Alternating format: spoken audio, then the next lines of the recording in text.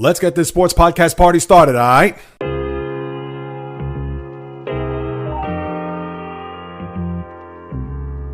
The JAYREELZ podcast. What is happening, my good people? Greetings. How are you? How's it going? How's everybody doing out there? What is the latest and greatest? Hope everybody's doing well, feeling fantastic, in excellent spirits. Almost done with another week as we could start to see March slowly creep on the horizon. Until then, we have to deal in the now, which means unwrapping anything and everything that's happening throughout the sports universe, as this is the JAYREELZ podcast with your host, JAYREELZ. For my first timers, welcome aboard. And for those that have been banged with me going back to the very beginning, somewhere in the middle, or even as early as this past Monday, I welcome you guys and gals back. And now we could start to, quote unquote, begin the second half of both the NBA and NHL seasons. I'll start with what's happening in the association, as last night you had the Lakers lose a tough game against the Charlotte Hornets. And I'm sure coming out of the break with all of the pressure, I'll say, on Luka Doncic, as well as LeBron James and the Lakers, who have had a very good and maybe for some an overwhelming and even overachieving first half, because a lot of people didn't expect the Lakers to be in a scenario where they could be somewhere in the middle of the pack out west. Remember, the last couple of years, they made it into the play-in tournament by getting themselves to a conference final 2 years ago, and the same last year where they had to scuffle and get themselves set up for a first-round exit against the Denver Nuggets there as the 8th seed, or really, what was it? I believe as a 7th seed. As my mind now all of a sudden is starting to be just a little bit cloudy as far as what the Lakers were. But I'll get more into LA as far as what the second half looms for them with the Doncic and James pairing. But when I look at the big picture here, as I mentioned in my NBA preview, I always thought that the West was going to be a lot more combative, a lot more competitive, where the East to me was so top heavy. And pretty much that's how it's played out here over the first 2/3 of the year. Now, again, with the All-Star break coming and going, and even though this is not really deemed a second half, that's why I use the air quotes to pretty much kick off this segment. But when we take a look at this final third of the year, it pretty much remains the same. The East is going to be Cleveland, although a lot of people didn't expect the Cavaliers to be there. Me included, thought that it was going to be Boston, Milwaukee, and the Knicks. Maybe a little bit of the Sixers there, but we all know the Sixers have had just a nightmare of a season. And then there was everybody else. But instead, you could take out Milwaukee, although they could be a team that's lurking in the shadows, and who knows how they're going to perform once we get to the playoffs. But for Cleveland, Boston, and New York, the Knicks that is, and everybody else, it's pretty much playing out that way in the East, where in the West, Oklahoma City, as we've seen, have been playing from in front all year and will continue to do so considering the cushion that they have there in the Western Conference. But then you have in the middle, whether it's Memphis, Houston, two teams that a lot of people maybe thought that they would be in the mix, but certainly now are pretty much trying to jockey for position to see whether or not they get that 2 seed. And Denver has certainly been surging here over the last couple of weeks to where they're a team that needs to be respected, and I'm sure with Nikola Jokic, the MVP 3 times over in the last 4 years, is probably thinking we have as good of a team to get to a final and win it again. As we all know, we saw them do that 2 years ago. And then you have, like I mentioned, whether it's the Lakers, even the Clippers, a team that now has that veteran core of Kawhi Leonard, if he could stay healthy, James Harden, if he could come through in a big game, and Ben Simmons could be that wild card that could provide some defense and maybe to be able to distribute the ball when he can, coming off the bench. And that's a team that's led by Ty Lue, as we know, the head coach, who knows his way around winning. I get it, he's 9 years removed from the championship there in Cleveland when they were down 3-1 to Golden State. But still, he does have a good reputation as a guy in the league that knows his way around coaching, especially older veteran players. And then you have the other teams that are kind of, I don't want to say that they are on the outside looking in, because when you look at a team like the Timberwolves or even the Mavericks, the defending Western Conference champs, and of course we all know that their front court has been a mash unit, but those are two teams that also could be like Milwaukee, laying in the weeds, a team that could certainly get hot at the right time to maybe get to a conference final, and dare I even say an NBA final, although we think they would fall short because the West is loaded as I even talked about there in the middle of October. And pretty much this is what you have here for a second half that should be interesting, that should be contested as far as teams trying to maneuver in each of these conferences. And the funny thing is that I think in the West, you have a lot more intrigue and a lot more interest, where the East, I'm not going to say it's already a foregone conclusion as far as which teams are there, which teams are going to be in the postseason, but there is a little bit more separation in the East than there is in the West. Now, of course, from 1 to 2 in the West, you have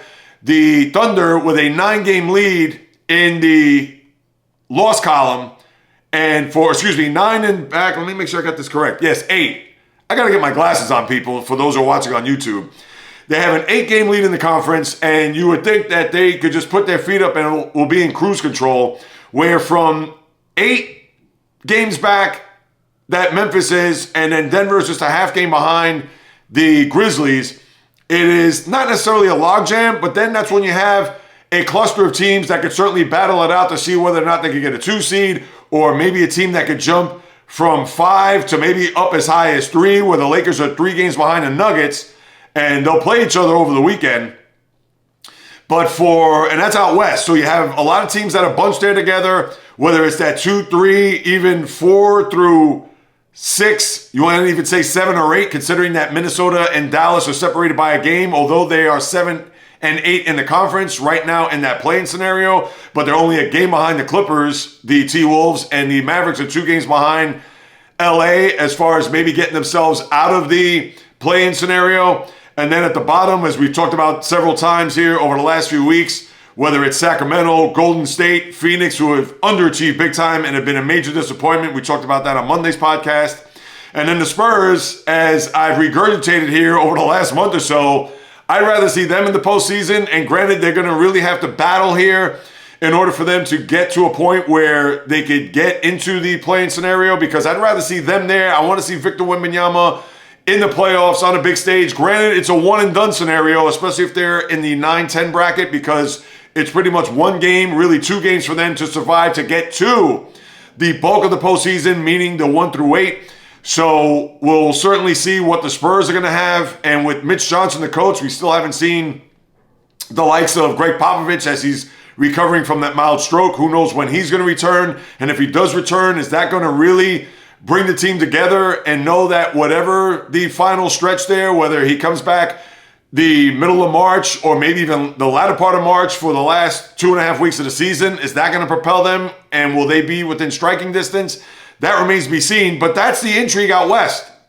Whereas in the East, Cleveland does have a sizable lead over the Celtics, 6 in the loss, 6.5 ahead of Boston. And then the Knicks are currently 2.5, 2 in the loss behind the Celtics, and they'll play each other on Sunday. So you have a very interesting schedule to kick us off, which I'll get into a little bit. Then you have the Pacers, who have played pretty well, but again, with them and Milwaukee just separated by a game, and with the Pacers 5 games behind in the loss column to the Celtics, to the Knicks, that's where you have a little bit of that separation where you don't have a lot of teams that are going to battle it out, whether it's for a 2, 3, 4, 5, or even 6 seed, where, like I mentioned, Indiana, then you have Milwaukee.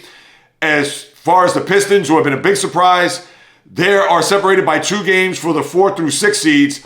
And then when you look at 7 through 10, whether it's Orlando, Atlanta, Miami, and Chicago, Orlando is a half game ahead of Atlanta, and also Miami for that matter. But again, those teams are currently either 2, 3, or 4 games under 500 there at the bottom rung of that Eastern Conference playoff bracket. So even though we can look at Orlando as a team that just recently got back Paolo Banchero, and they've had a bunch of injuries this year, certainly got out of the gate quick, but now they have fizzled to where, although 27 and 29, and even though they may be 3 in a loss behind the Pistons, and can you trust the Pistons to stay there at 6 or maybe even get higher? They're a young team. Who knows? We would think they have played so well and have overachieved this year that maybe they'll get themselves in a position where they won't have to worry about maybe dropping into that 7 through 10 range. But for Orlando, with their young talent, and Atlanta, that they've been in and out of the clouds here Sometimes they look great. Sometimes they look like the team that they currently are at 26 and 29. And then the Heat, with all the Jimmy Butler fiasco and the drama certainly out of the South Florida window, they're trying to piecemeal their team together as far as with Bam Adebayo or Tyler Hero, the Duncan Robinsons of the world. They're pretty much going to have to do it with Heat culture and a lot of gumption and a lot of guile. And I don't think the Heat are going to be a team that over the last few years, notwithstanding last year, is going to be a threat there in the Eastern Conference. And then the Bulls, they're 11 games under. And even though they have currently a 1 game and a loss and a 1.5 game lead over both the Sixers and Nets, I can't see the Bulls going far either. And then you have Philly, who could be that team if they do sneak in through the back door for that playing scenario. Do you really think that they're going to have any length, whether it be in that playing scenario or if they do happen to get one of the 2 seeds? Well, if they currently are 9th to 10th, they can only go as high as an 8th seed.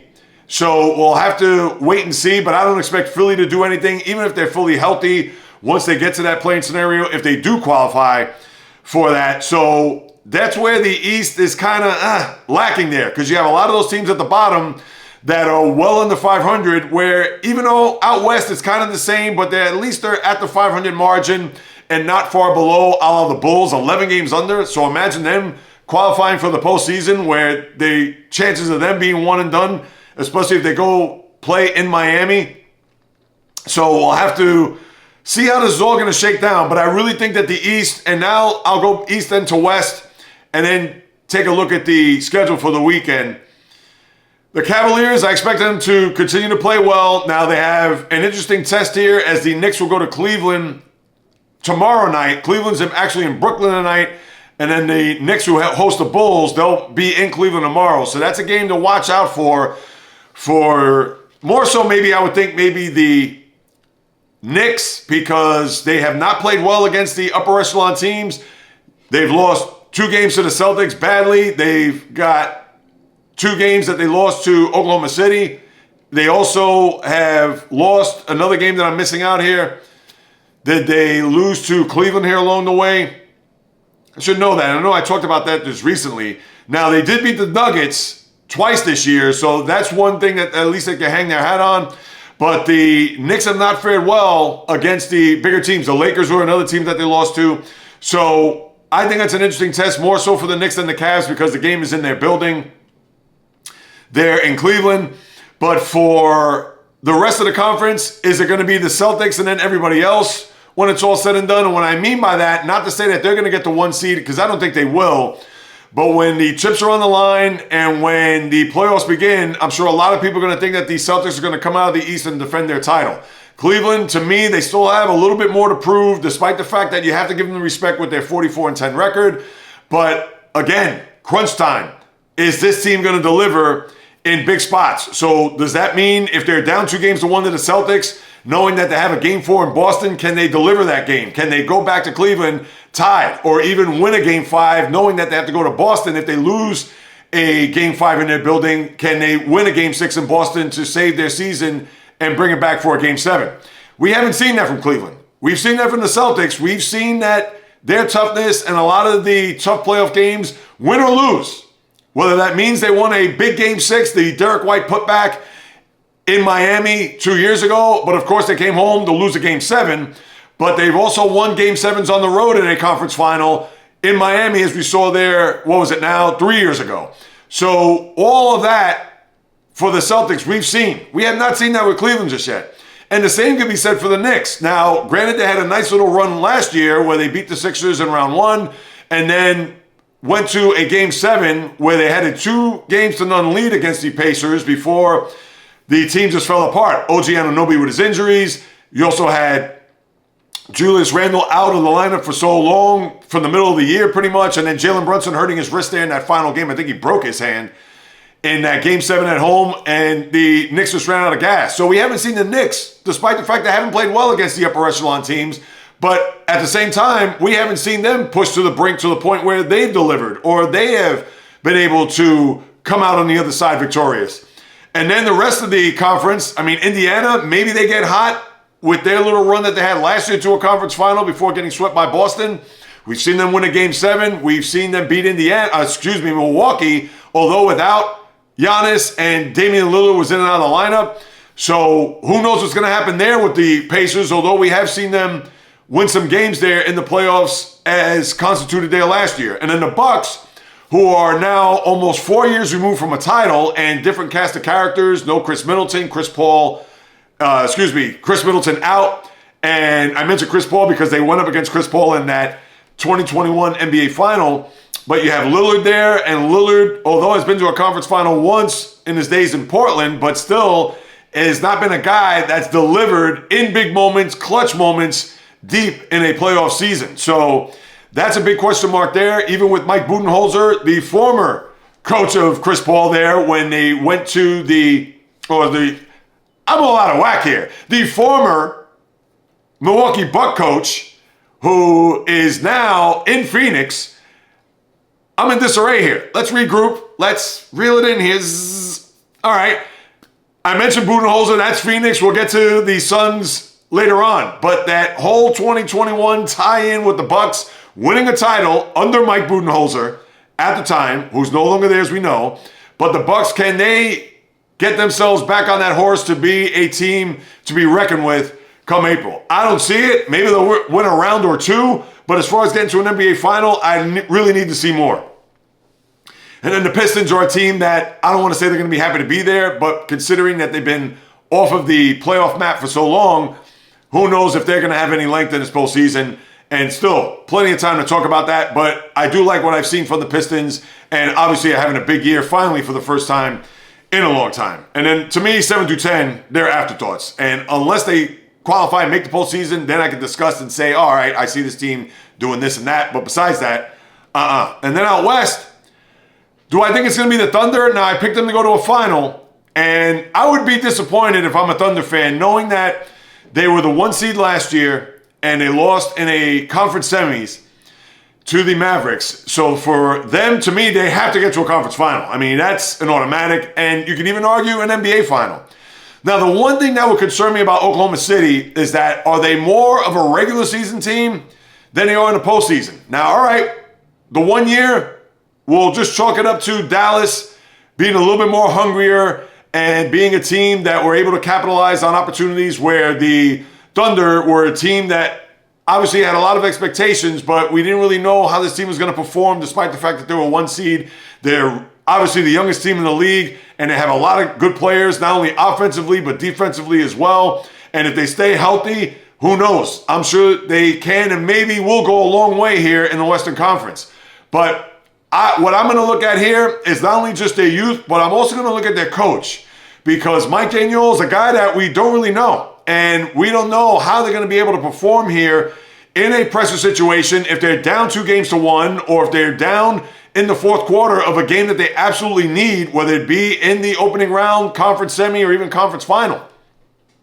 So we're really going to get to see front and center how Daniel's going to carry his first taste of postseason last year into this upcoming year. And the only reason why I'm bringing this up now, because this is part of the second half recap, is we have not seen this coach in big spots. Now, we understand the players are going to have to deliver, but for Daniel, it's not a guy that knows his way around the league, a la, let's say, even a Doc Rivers. And I know I've gotten on Doc Rivers, especially in his days in the Clippers and the Sixers, of a guy that has won a championship and knows his way around winning, but has not been able to get back to that mountaintop since he was the Celtic coach in 2008. But at least we know Doc Rivers has a resume, where Daniel, he's still building it, I get it, but now it's going to get to a point where you can't have another 1 seed, best record in the sport, and then here you are in the crux of the series, you're down 2-1 on the road, and you're down by 15 late in the third quarter.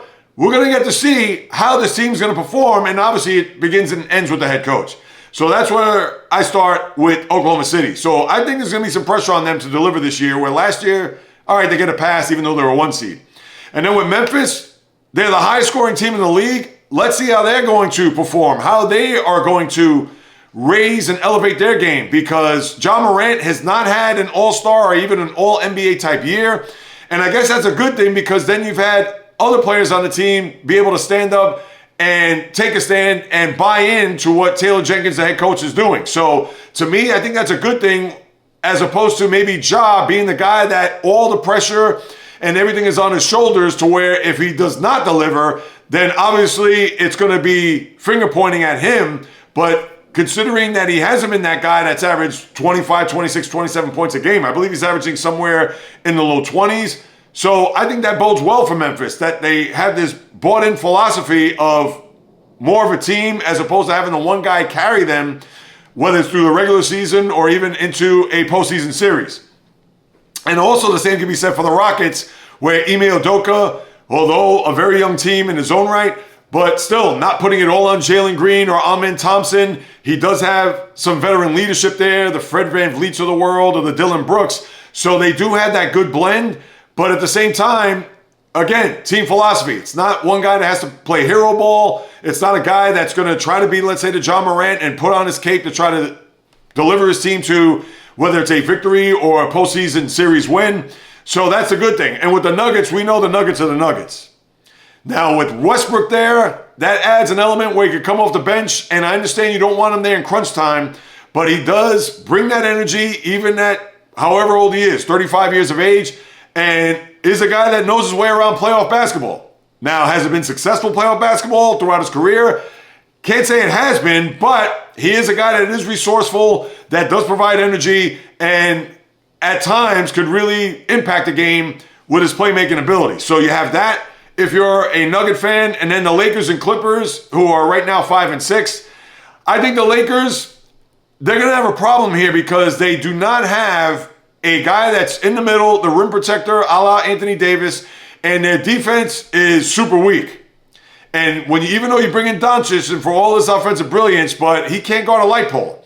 So for the Lakers, they're going to have to outslug and outscore these teams, which means a lot of minutes for LeBron and maybe even a lot of minutes for Luka. Now, you could give Luka all those minutes, and I'm sure he's trying to get himself in his best shape as possible, knowing that all he has to do is look at number 23 to see the type of physique and shape that he's in at the age of 40. But that's going to be a quick learning curve for him, because before you know it, March is right around the corner, and then you go through that month, and then you have 2+ weeks of the regular season, and then you're going to be thrust into a postseason. Will Luka be ready? Which I think he will, but with the injuries that he's had to nurse here over the last couple of years, and knowing that the finish line, especially if you're in La La Land, isn't the regular season, because really the second season is when the season begins if you're in Tinseltown. So that's another thing that the Laker fan and even the Laker brass have to be concerned with, because LeBron only has but so much time left, and even though it's going to be Luka's team once LeBron exits stage right, but he's going to have to put the onus on him. And not only just a team, but a franchise that is accustomed to winning. And even though Luka went to a final last year, but we still have to see whether or not he's going to have the chops and the mettle to pretty much carry a franchise from here on out. Because although the Mavericks are respectable, they are not the Lakers. And then the Clippers, can they do it? Can they stay healthy? Can they get themselves a few games and a few series under their belt to where they can be cohesive and maybe take a shot at this thing for them to get to a final, and for the first time in their franchise's history.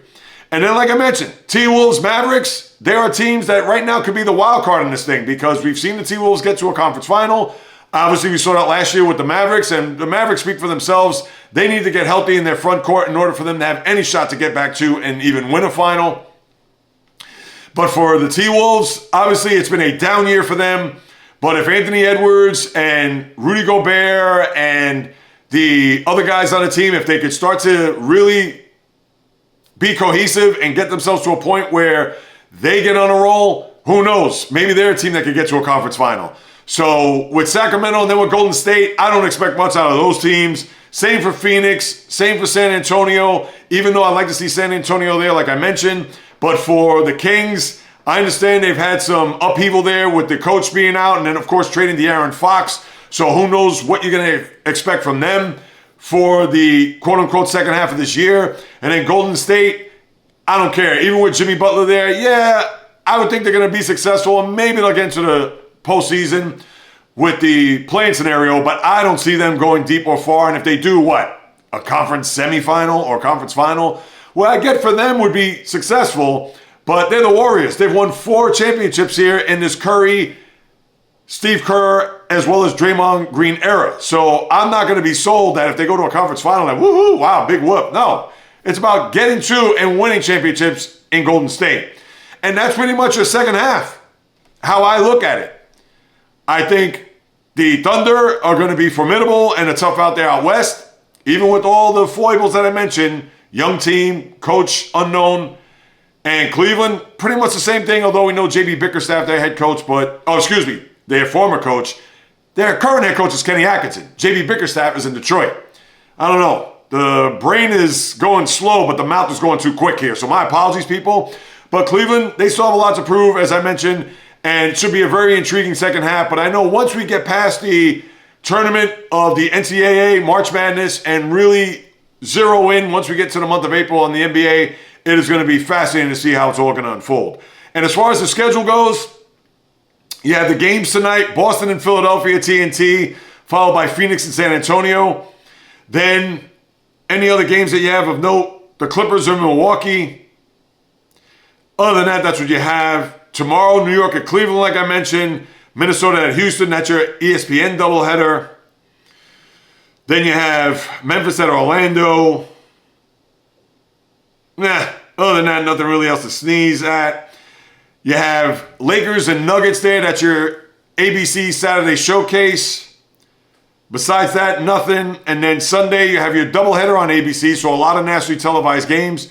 Knicks and Celtics there at 1 o'clock, followed by Dallas at Golden State. So another Klay Thompson return to the Bay Area. There at 3:30 for the third time this year, which is a weird scheduling quirk. And then you have an ESPN doubleheader. So you have wall-to-wall basketball there for the association. Memphis at Cleveland at 7, followed by Oklahoma City at Minnesota. So you have a lot of NBA to get into over the course of these next 3 days as the season kicks off in earnest tonight, although you had Charlotte, LA there, the Lakers, last night. And besides that, there isn't anything else to really get into. That is it for, maybe I should just bring this up real quick. Shai Gilgeous-Alexander, who right now is the front runner to win the MVP of the league. He ditched his agent, so he's going to represent himself for his negotiations this offseason, which he's going to get the Supermax considering he's an all-NBA player, and he's probably going to get in upwards of $350 million. And good for him.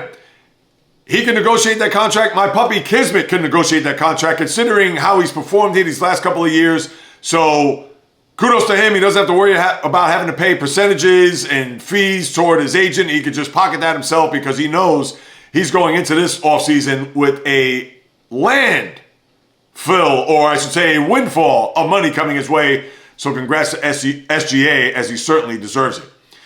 Now, let me get to the college basketballs. I'll keep the high tops on.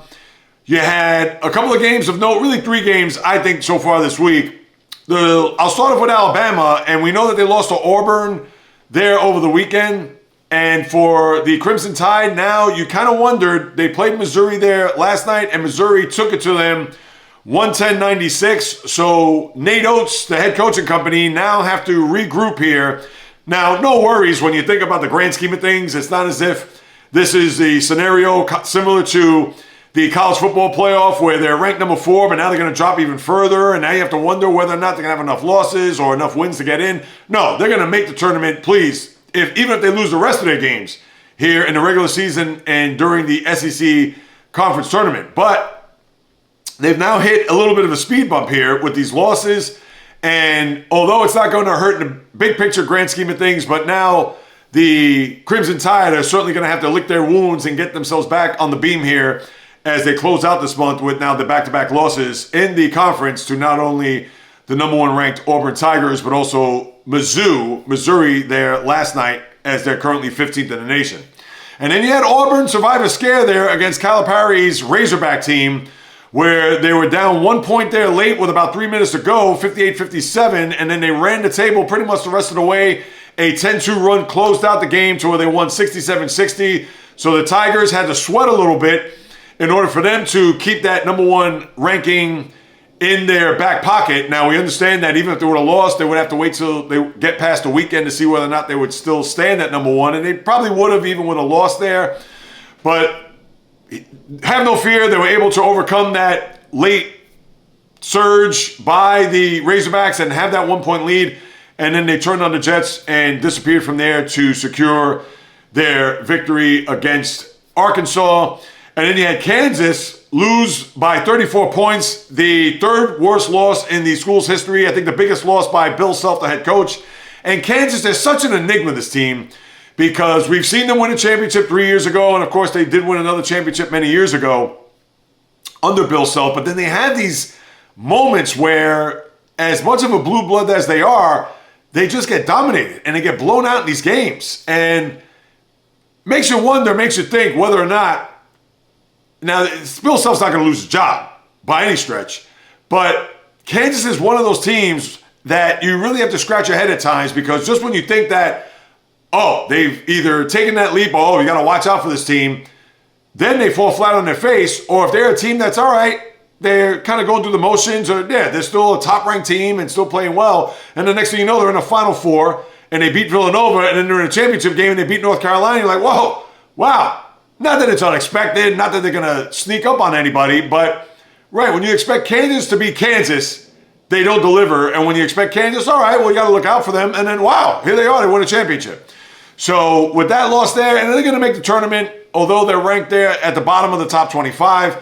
But that's a loss that you certainly have to think about, knowing that they went to play BYU, a team that is unranked, and to lose by 34.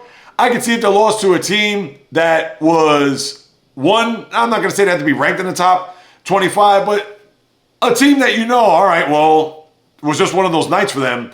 Not against an unranked team. I mean, seriously? So that's the one thing you have to really question about Bill Self, especially this year with the way the team's performed.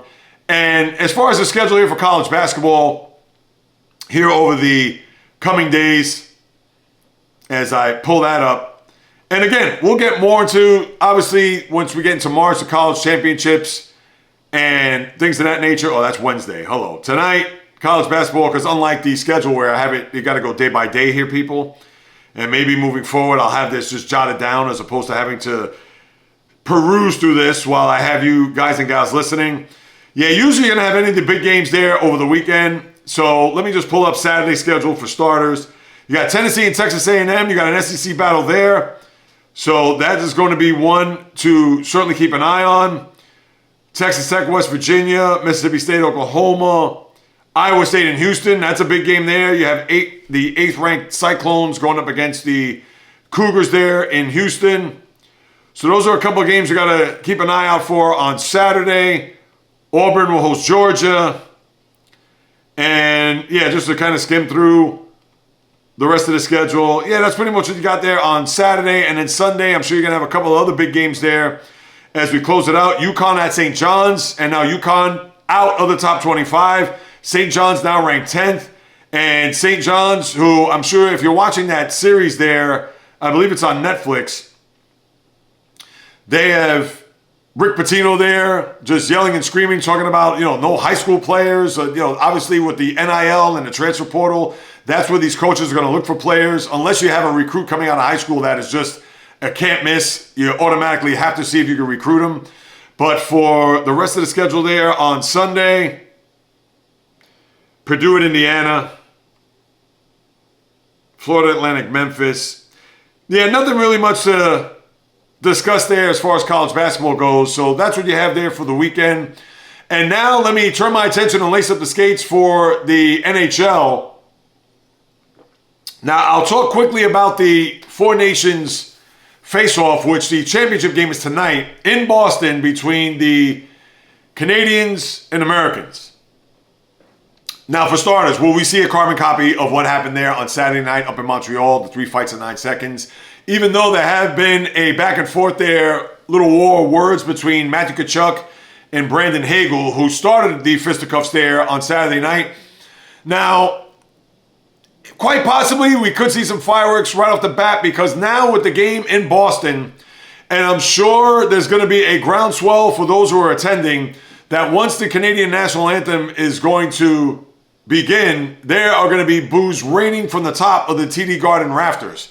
And I'm sure that may boil the blood of the Canadian players, because I'm sure that even though it was premeditated that the Matthew Tkachuk's, the Brady Tkachuk's, even JT Miller, that they were going to orchestrate this fight. Now, I don't think they were going to say, well, I'm going to fight in the first 2 seconds, and then 2 seconds after that, you fight, and then 6 seconds, you'll have JT Miller fighting. I'm sure it wasn't designed that way, but I would think tonight, maybe the Canadians are going to look at, hey, boys, let's get after it. Let's start it off with a Donnybrook, get it out of our system, and then let's go. I wouldn't be surprised to see that. But I don't think you're going to see 3 fights in 9 seconds. And even as I proposed on Monday, this was prior to Canada qualifying to get to a championship game.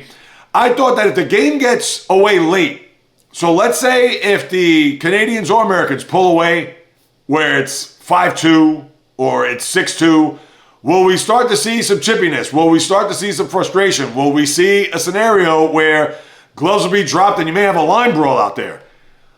I think I could see that happening more than the 2 or 3 fights to start the game, only because this is a tournament that we've seen for the first time, and I understand people are going to say, oh, it's going to be a black eye, and oh, let's just not even worry about the fighting. You have to settle it with the scoreboard. I get that, but this is what the sport has been built upon, and I get it. Over the last 20 years, it is fallen by the wayside, thanks to Gary Bettman, which I believe as of right now, based on what I've read, he hasn't interfered with him coming out to say, guys, you need to tone it down.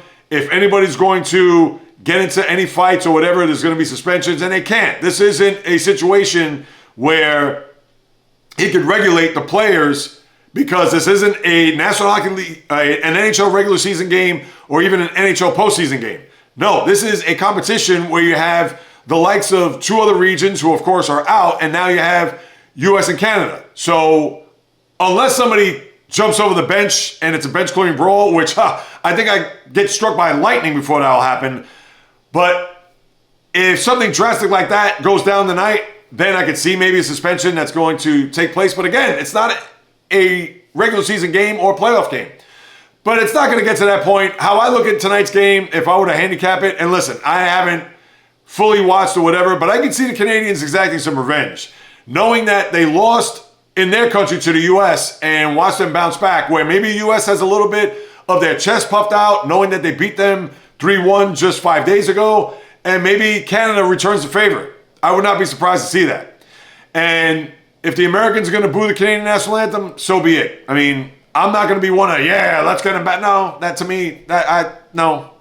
And just like I said on Monday, is it unpatriotic of me to not have the red, white, and blue pom-poms to say, yeah, let's get after the Canadians? No, because again, whether it be the Four Nations face-off or whether it be in the Olympics, I could care less. No sweat off my back. I would like to see a competitive game, and because there really isn't anything else on, I understand Celtics Sixers at 7, but I'll be in tune to what's going to happen here tonight, and I'll be there for the opening face-off, because I'm going to see. Now, I'm going to be disappointed, because I would be shocked if I'm going to get anything close to what we saw there on Saturday night, even if it's just one fight. But maybe, because of everything that I mentioned about the national anthem, and maybe the Canadians will say, let's just get this over with. Who knows? But something tells me I think the Canadians are going to bounce back and win the game tonight.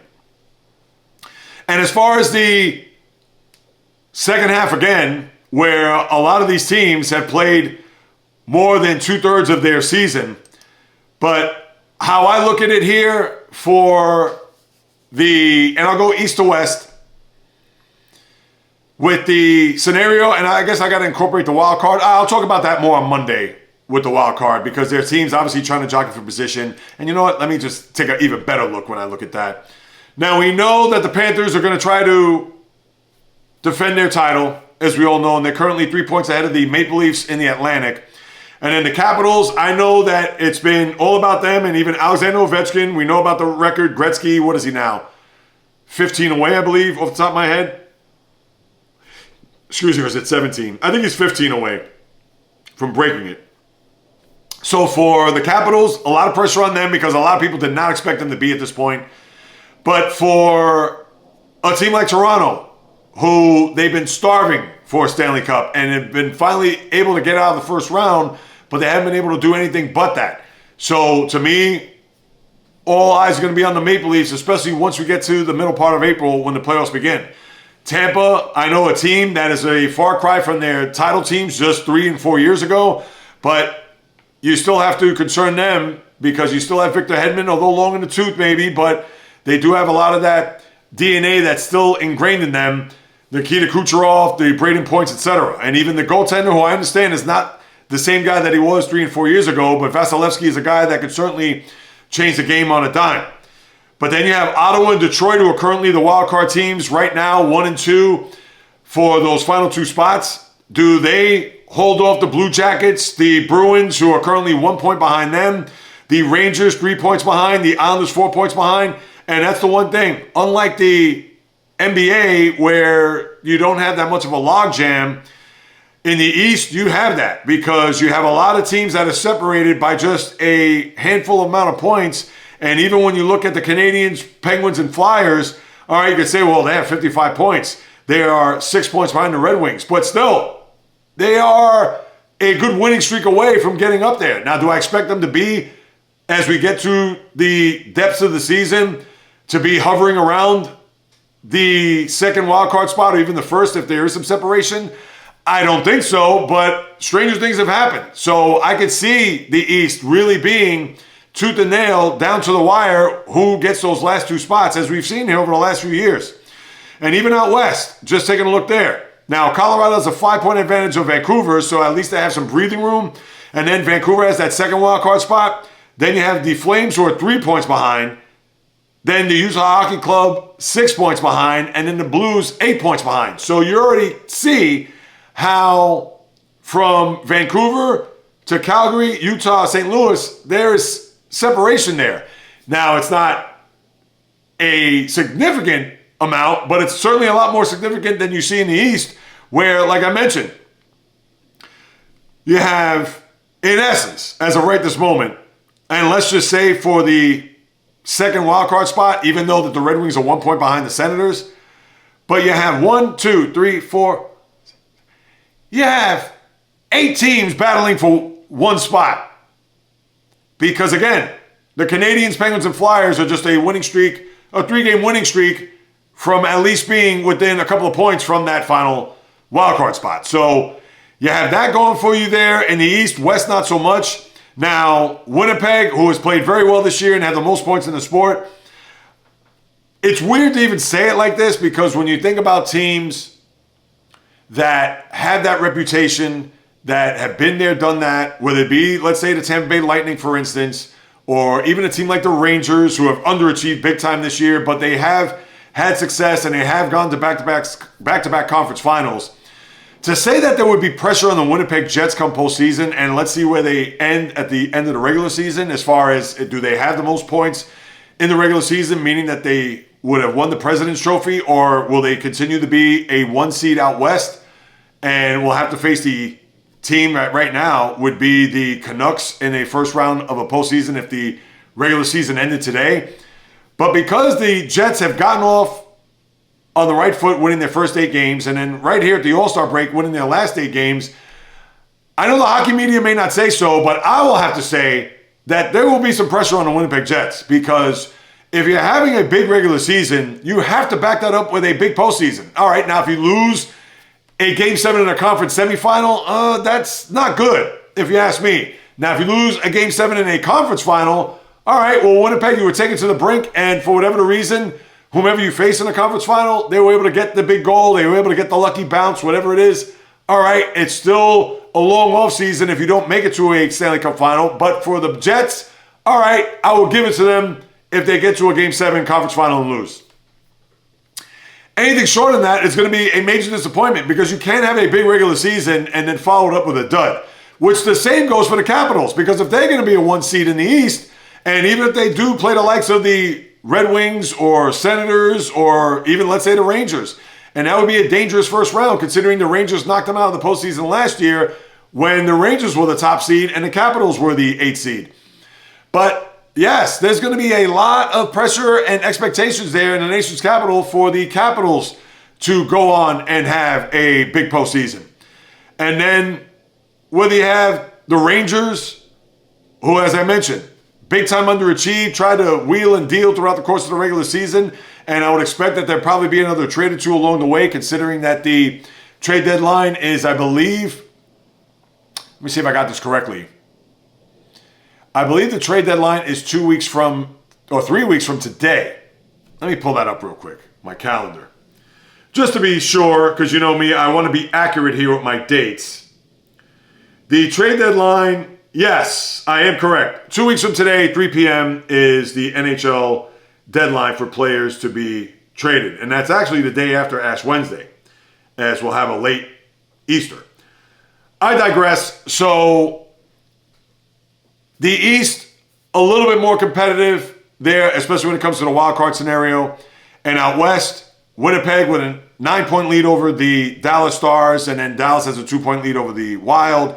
And then the Golden Knights and Edmonton Oilers, although tied 72, so that's going to be interesting to see where they land, especially as a 2 seed, because we would think that Winnipeg is going to go running away with the 1 seed. And then you have the Kings 4 points behind both Edmonton and LA for first place in this particular scenario. So now that we got the NHL out of the way as far as that, how I look at it, I expect the Jets to be there at least in the conference final, and I'll even say the same for the Capitals. Hurricanes, 10 points behind the Capitals, 2 points behind the Hurricanes or the Devils. It's going to be interesting. And as you all know, it's pretty much a toss-up because the NHL, unlike the NBA, where we know that the top seeds, the top teams win, you rarely get that 1-8 upset. I know we got it a couple of years ago with the Heat and the Bucks, but the Bucks were compromised there with Giannis missing 2.5 games. So how I look at it here is that I would expect Winnipeg, Washington to have deep runs. Florida, I would think they're also going to have a big run in them. Will the Edmonton Oilers see if they can get back to a cup final? I think it's going to be a little bit trickier for Edmonton this year. I think because unless they make a trade at the deadline, it's going to be tough sledding out West. I think the West is a little bit more competitive. I know the East, yes, you still have Carolina, you still have Toronto, but we know Toronto fizzles in the playoffs. The Panthers, you got to give them their due as the defending cup champs. But right, because the Rangers, even the Penguins for that matter, I mean, if you're going to have Ottawa and Detroit, teams that do not know their way around the postseason, are you going to expect them to have big runs?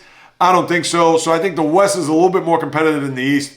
But I'm here for it. Looking forward to seeing how this is all going to shake down here over the course of these last 7-8 weeks.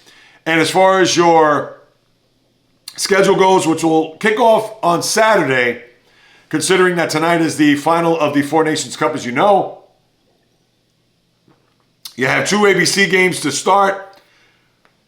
Minnesota, Detroit, 12:30, followed by Washington, Pittsburgh. So, of course, another Sidney Crosby, Alex Ovechkin matchup there in Pittsburgh. Then you have Dallas at New Jersey. Chicago, I don't know. Winnipeg, St. Louis. All right. Utah at LA, Vancouver at Vegas. Not a lot to really sneeze at. And then Edmonton at Washington on Sunday. That is a TNT game.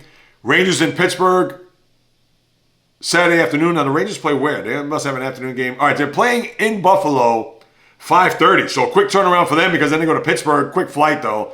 I mean, Pittsburgh to Buffalo, you can pretty much walk to. That's how close they are. I mean, I'm exaggerating, of course, people. But then you have Rangers at Pittsburgh, Colorado, St. Louis, Dallas at New York. That's the Islanders. They played the Rangers earlier this year. And then Vancouver at Utah. So that is your NHL. Just the weekend games there Saturday and Sunday as the schedule resumes. And besides that, do I have anything else in the NHL?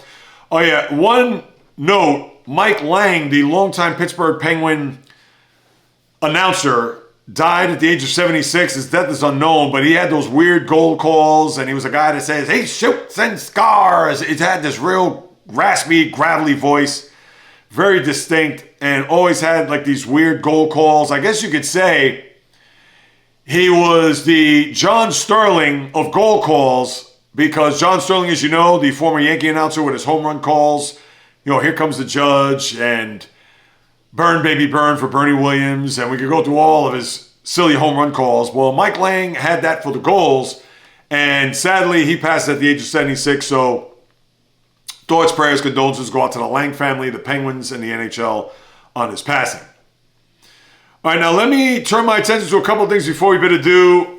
On the diamond, as I get into the batter's box, with pretty much all of the players now in full bloom for spring training, and I know players can still report as late as Saturday if they haven't reported so far. Pitchers and catchers, you know they had to be there, I believe, by the 18th, so they, of course, are all in. But a lot of the players that we've seen here have suited up and have been a part of the early workouts there, whether it be in Florida or in Arizona. But the one big story coming out of the week is Vladimir Guerrero Jr. failing to get a contract extension where he had a deadline a couple of nights ago by, I believe it was 10 o'clock. If you can't get to a deadline, I don't want to talk about my contract. I'll be a free agent, and he'll certainly test the waters there at the end of this regular season. Now, he said he's not closing the door on Toronto completely, but the likelihood means that he's going to go to greener pastures elsewhere to see whether or not he's going to get anything close to what Juan Soto, and he's not going to get that, people, despite the fact he's, 26 years of age, similar to what Soto was before he got his $765 million deal. But how I look at it is Vladdy will probably get somewhere in the vicinity of 400, maybe 500 tops, because remember, he's a guy that is a first baseman, started off as a third baseman, and I don't know if he's going to go back to being a third baseman if he does sign somewhere outside of Toronto. But for Guerrero, we know he's a big stick and carries a big bat, good average, has power, etc. But is he a guy that you're going to offer 10 years, let's say 12 years, $500 million, so by the time you get to his year 5, 6, 7, and beyond, you're pretty much paying for a DH? It's a big risk, but I'm sure it's one that some owner out there is certainly crunching and contemplating the numbers on whether or not he can bring on Vladdy Jr. to his team. So we got plenty of time to dissect that, but I think he's going to go elsewhere, and why not? And the guy is the aforementioned Juan Soto with that $765 million contract. I know Aaron Judge came out and said that he disagreed with his former teammate about Soto having a better shot to win in Queens than he does in the Bronx. And what is Judge going to say? He's not going to say, well, you know what? Yeah, he's right. The Mets are going to have a better future and a long-term success, more so than us. But he's 100% right, because the Yankees are always built to make it to the postseason, 2 years ago notwithstanding. But the Mets, we've seen them flip-flop. We've seen 2022, they win 101 games, all right, expectations, etc. And then 2023, they do not qualify for the playoffs. And then they ramp it up. They make the playoffs last year, get to an NLCS, and watch this year a team on the outside looking in. Would I be shocked if that's the case? Maybe a little bit, but because I'm a Met fan, I'm cynical and jaded, I'd have to say no. I can't be completely just naive to think that this team won't make it to the postseason in 2025. So for Judge, I mean, what are you going to say? You have to agree with him and his sentiment as far as the Yankees having a better shot to win, and especially in a weak American League on top of that, where the National League is a gauntlet with the Braves, Phillies, Dodgers, just those teams right there are going to be a tough run for any team to get to a World Series. And speaking of the Mets, I got to Frankie Montas, who, if I was in my sleep and they woke me up and said, hey, JAYREELZ, you could get Frankie Montas to be a part of your rotation, yay or nay, I would not even mumble it. I would come out and say, nay. And here he is. He has a situation with a lat. He may be out for at least 2 months. He's not going to throw for 4 to 6 weeks, which is right there. That is already the first week of April. So Frankie Montas, we hardly knew ye, and it may end up looking that way considering that the Mets weren't able to read the tea leaves on his health history, because more often than not, especially over the last couple of years, he has been on the IL, more so as a Yankee, but when he was in Milwaukee, then got traded. I mean, Walker Buehler would have been my guy to choose, but instead, he gets Montas, and we're not going to see him for quite some time. And then you had Justin Turner sign a one-year deal with the Cubs. No shock there. Rafael Devers won't give up his third base spot to Alex Bregman, and Bregman said, hey, I'll play wherever, which what else he's going to say? He knows Devers, that's pretty much his team. And Devers, I get it. It's similar to a Jeter-A-Rod situation where Jeter was not going to get off shortstop for A-Rod, considering that A-Rod was the all-around better player. But we saw how that unfolded, and Devers certainly put his 2 cents in to say, I'm not moving outside of third base. You could try to do that, but I'm not going to budge. All right, Rafael, we get it. But now you have Bregman on the team, and we'll see how that shakes down at the beginning, and certainly once we get the rubber to the road. And then lastly, I know the Dodgers, and we talked about this before. I shouldn't even bring this up. What Rob Manfred said about the Dodgers, he says, hey, they're not doing anything wrong. It's not them, it's the system. No duh. And that's all I'm going to say about that. Although they do have to say something about the deferred money because they're manipulating the salary cap structure. Mind you that their payroll is going to be $392 million. But could you imagine without that deferred money to Ohtani, you're talking now probably $430 million as their payroll. So MLB needs to investigate that as far as them handing out, whether it be signing bonuses or deferral money, things of that nature. And of course, they have Mookie Betts. They have Yamamoto, who's only signed a 12-year, $325 million contract to go along with Blake Snell, 5 for 182. They got to look into this. So that's just something I wanted to throw out there. But then lastly, let me get into my helmet and shoulder pads, NFL. This is going to be light. The only real thing of note that I want to bring up here, the NFL, as I like to say, is NFLing again. Now, we were just 10 days removed from the Super Bowl to where yesterday they had to make some news, albeit minor, nothing really to get crazy about, but here's the problem that I have. So the game in Brazil, as we saw last year, where you had Packers-Eagles, the Friday after the season opener, where the Chiefs beat the Ravens. So now you have a scenario where we already know to open up the year, it's going to be the Eagles. Who knows who's going to be the team that will come into the link and battle it out in the opening game of the season. But now the follow-up Friday is a game in Sao Paolo with the LA Chargers. Now, of course, the opponent is still to be determined. But why did the NFL need to bring this up yesterday of all days? And I get it. It is a slow sports period. We've talked about it ad infinitum. Sports Dead Zone Part 1. We get it. But did they have to release that just 10 days after the Super Bowl? And people will say, JAYREELZ, come on. Are you serious? Are you really going to bring this up as a topic? The only reason why is nobody has the NFL on the brain. At least I don't. And you could spare me the details of the Sao Paulo game, which would be September 5th for the Los Angeles Chargers. I don't care. And maybe the 40 Charger fans outside of LA, and that's not saying much, will probably look at that. Sorry to my guy. I got to apologize. Christopher Simmons, who's the biggest Ram fan that I know. That's a Rams. I got Chargers and Rams mixed up. It's been that type of podcast, people. So again, one more mea culpa to you guys and gals. I apologize. But for the Chargers, do we really need to know they're going to Sao Paulo here on February the 19th? You could have saved that for when the opening of the NFL season, I had the air quotes there if you're watching on YouTube or Spotify. You could have saved that for when the free agency period opens up where it's like, let's throw the fans a little bit of a nugget. If you would have said it then, I would have been like, all right, but okay, I dig it. Or let's say if you saved it for the week of the draft. That would have been nice. All right, now we get a little taste because they have some buildup leading into the first or second week of May when the schedule's released, so you already know, all right, well, it's April 25th. Okay, the Chargers are going to play in Sao Paulo in that first game after the opener in Philadelphia. Right now, here on February 19th, I do not care. But it's, again, the NFLing, trying to suck all the oxygen out of the room, trying to still make themselves relevant. Doesn't matter. They are going to be fine. They have the Combine coming up, which I'm sure people are geeked out over, the draft geeks and the nerd geeks or the sports geeks, I should say, that watch this stuff on a day in, day out basis. With me, when it comes to the Combine, I'd rather do something else. I'm not watching linemen running 40-yard dashes up and down Lucas Oil Field and then wasting my day doing that. No. That is not part of my agenda. But for those who are into it, God bless you.